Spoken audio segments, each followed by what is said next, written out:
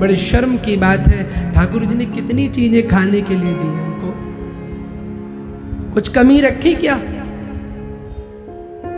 और वो मांस के पीछे पागल है, कहता है वो टेस्टी है। अरे वो जो टेस्ट बना है ना, वो भी हमारे मसाले जब उसमें सम्मिलित हुए तब ना टेस्ट आया। बिना शाकाहार के मांसाहार टेस्टी कैसा है? कच्चा मांस कोई खा के दिखाए? कई लोग तो गुस्से में भोजन बनाते, जैसे तैसे बन जाए, भाड़ में जाए पति, भाड़ में जाए बच्चे, बन जाए आज मुझे किट्टी पार्टी में नहीं जाने दिया। आपके धर्म की शुरुआत कहां से हो? ध्यान दीजिएगा, आपकी भक्ति की शुरुआत सबसे पहले आपकी रसोई से होती है। अगर घर सदैव सुंदर रखना चाहते हो तो ये काम करो। आपकी भक्ति की शुरुआत, आपके धर्म की शुरुआत सबसे पहले आपकी रसोई से होती है। पहले आपकी यदि रसोई शुद्ध है घर की, आपका आहार शुद्ध है, आहार शुद्धो सत्व शुद्धि, सत्व शुद्धो ध्रुवा स्मृति। आपका आहार शुद्ध होना चाहिए, आपकी रसोई शुद्ध होनी चाहिए। यदि आप जिस अन्न को पाने जा रहे हैं कहीं वह हिंसात्मक चीज तो नहीं है, आप जिस भोजन को ग्रहण करने जा रहे हैं कहीं उसमें हिंसा तो नहीं है।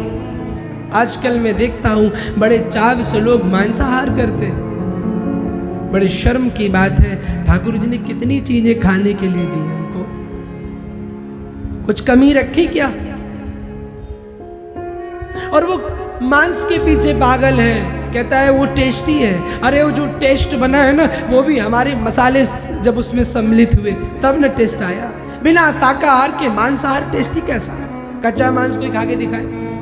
अरे आपके शाकाहार में बहुत शुद्धता है, बड़ी ताकत है। मांस खाने से लोग कहते हैं कि इंसान नरक जाता है, कढ़ाई में तेल में भुना जाता है। नहीं, अपन कोई ऐसी बात नहीं करेंगे। अब कहाँ कढ़ाई, इतनी वजन, और कौन पहुंचाए ऊपर, और कौन ले जाए तेल 200 रुपए किलो। मांस खाने वाला व्यक्ति, नरक की बात तो नहीं करूंगा मैं, जिसको मैं जानता नहीं, इतना कहूंगा कि जीवन में कभी सुकून नहीं मिलता। क्यों? क्योंकि उसके विचार कभी शुद्ध नहीं हो सकते। हाँ, देखिए आप रामायण में कुंभकर्ण जब जागा तो रावण को बड़ी लंबी लंबी बातें सिखाई। राम ब्रह्म है, राम ये है, सीता मैया साक्षात लक्ष्मी स्वरूपा है, ज्ञान देने लगा। रावण को लगा इसको गलत आहार खिलाऊंगा तब इसका ज्ञान भ्रष्ट होगा, तो महिष खाई और मदिरा पाना। भैंसा खिलाया कुंभकर्ण को, मांस खिलाया, मदिरा पिलाई, और जैसे ही मदिरा पिलाई सो गरजे हो। अब वो जो प्रवचन दे रहा था वो चला गया। क्यों? क्योंकि मांस खाने से हमारे विचार, हमारी बुद्धि भ्रष्ट हो जाती है। और सबसे बड़ी बात तो यह है, जिसका मांस है, जो कटा है, जिस समय वो मरा होगा, उसको कितनी, उसकी जो हाय है, क्या उसका प्राण नहीं है जीव का? उसकी जो हाय है, क्या ठाकुर जी तक उसकी पुकार पहुंची नहीं होगी? बोलो ना।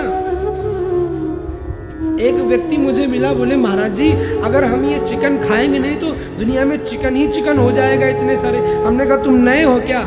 इससे पहले कुछ नहीं बना था क्या? लोगों को अपना स्वार्थ सिद्ध करने का तरीका तो देखिए। कईयों ने तो ये कहा महाराज जी अंडा शाकाहारी होता है, मशीन से बनता है। बताइए कितने शर्म की बात है। आपकी रसोई से आपके धर्म की शुरुआत होती है।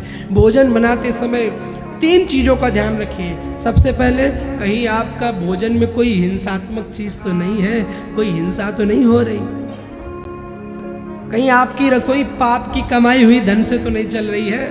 और दूसरा, भोजन बनाते समय आपका विचार कैसा है। कई लोग तो गुस्से में भोजन बनाते, जैसे तैसे बन जाए,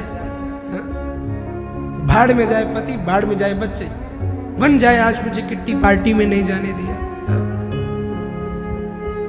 क्रोध में बनाया गया भोजन वह भी सर्वथा त्याज्य है। गोपी कैसे भोजन बनाती है, क्या कहती?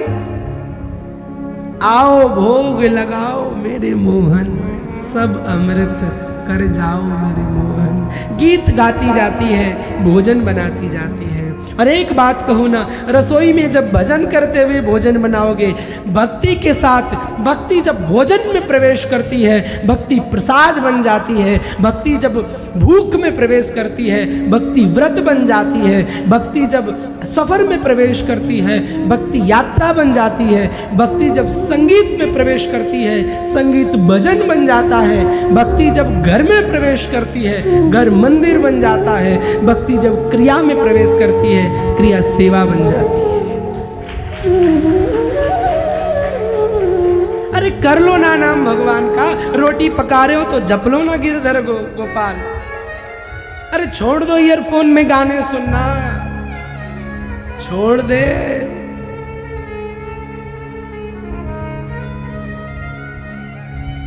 मखड़ा को छोड़ के मोहन को भजले, शायद कृपा हो जाए। रोटी बनाते जाओ, भाव रहे ठाकुर जी आपको भोग लगाना है। यात्रा में जा रहे हो, आप भगवान का भजन करते जाओ, देखिए वही यात्रा आपकी सुंदर हो जाएगी।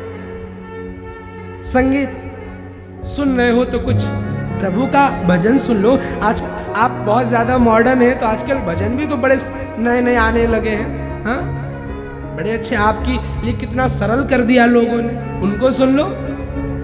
आवश्यकता है कि वही एक बीट पे चल रहा है गाना, एक कोई बाल वाल कटवा के यो यो करके आ रहा है, आप सुन रहे हो, जीवन को उसी में ढाल रहे हो।